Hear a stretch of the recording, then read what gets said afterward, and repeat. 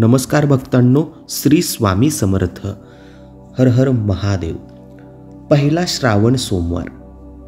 गुपचूप इथं टाका तांदळाचे 11 दाणे, पैशाचा ढीग लागेल. स्वामींच्या काळातील हा उपाय आहे, नक्की करा. भक्तांनो, 5 ऑगस्ट 2024 श्रावण पहिला सोमवार आलेला आहे. श्रावण महिन्यामध्ये प्रत्येक दिवस महत्त्वाचा असतो, पण श्रावणी सोमवाराचं महत्त्व खूप मोठं असतं.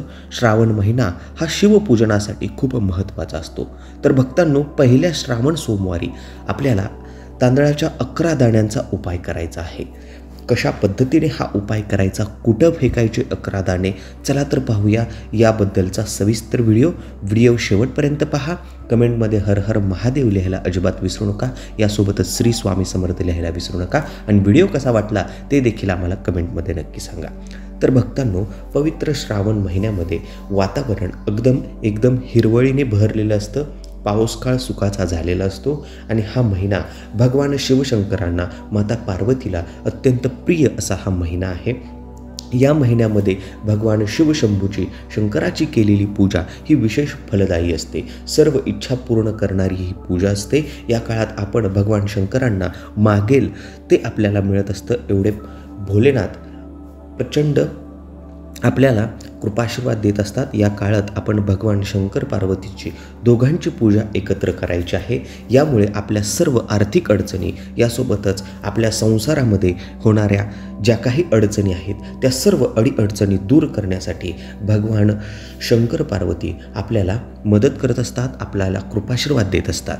तर कसा करायचा उपाय, चला तर पाहूया या व्हिडिओमध्ये. भक्तांनो, आपण श्रावण महिन्यामध्ये प्रत्येकजणच पूजा करण्यासाठी आपण शेजारच्या मंदिरात जातो किंवा घरामध्ये ते शिवलिंगाचा आपण रुद्राभिषेक, शिवामूठ वाहत असतो, भगवंताची पूजा करत असतो. यासोबतच आपल्याला घरी किंवा बाहेर तुम्ही जिथं जाणार आहात तिथं जे काही तुम्ही पूजेचं साहित्य घेत असता, त्या पूजेच्या साहित्यामध्ये आपल्याला अक्षत म्हणजेच तांदूळ, आपल्याला न तुटलेले फुटलेले 11 तांदूळ घ्यायचे आहेत.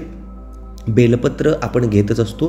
जे काही आपण भगवान शंकरांना वाहणार आहेत हे सर्व साहित्य घ्यायचं आहे. यासोबतच 11 न तुटलेले तांदूळ घ्यायचे आहेत आणि आपल्याला मंदिरात जाऊन विधिवत पूजा करायची आहे. शिवलिंगाची पूजा केल्यानंतर आपल्याला बेलपत्र वाहायचं आहे. बेलपत्र वाहिल्यानंतर आपल्याला 1 अक्षत घेऊन शिवलिंगावरती अर्पण करायचं आहे आणि ओम नमः शिवाय या मंत्राचा मंत्रजाप करायचा आहे. दुसरा अक्षत व्हायचा आहे ओम नमः शिवाय. असं आपल्याला 11 तांदूळ 11 वेळा शिवलिंगावर अर्पण करून 11 वेळा ओम नमः शिवाय या मंत्राचा मंत्रजाप करायचा आहे. जेणेकरून आपल्याला भगवान शंकराला हे अक्षत वाहिल्यानंतर आपल्या मनात जी इच्छा आहे ती बोलून दाखवायची आहे. भक्तांनो, श्रावण महिन्यात संपेपर्यंतच तुमची ती इच्छा पूर्ण होईल. तुमच्या आयुष्यातील सर्व अडीअडचणी दूर होतील. तुमची आर्थिक समस्येतून सुटका होईल. आरोग्याच्या काही संबंधित संकट असतील तर त्यातून सुटका होईल. आणि आपल्याला श्रावण सोमवारी तर हा उपाय करणारच आहोत. पहिल्या श्रावण सोमवारी आपण हा उपाय करणार आहोत. तसेच आपल्याला दररोज नित्यनियमाने श्रावण महिना संपेपर्यंत शिवलिंगावरती एकतरी बेलपत्र वाहायचं आहे आणि भगवंताचं नामस्मरण करायचं आहे. तर भक्तांनो, कसा वाटला हा व्हिडिओ ते कमेंटमध्ये नक्की सांगा. असेच नवनवीन व्हिडिओ आपल्या मराठी भाषेत पाहण्यासाठी सबस्क्राईब करा मराठी ऑल अपडेट या यूट्यूब चॅनलला. धन्यवाद. श्री स्वामी समर्थ. अशक्य हे शक्य करतील स्वामी. ओम नमः शिवाय. ओम नमः शिवाय. सांब सदाशिव, सांब सदाशिव शंभो.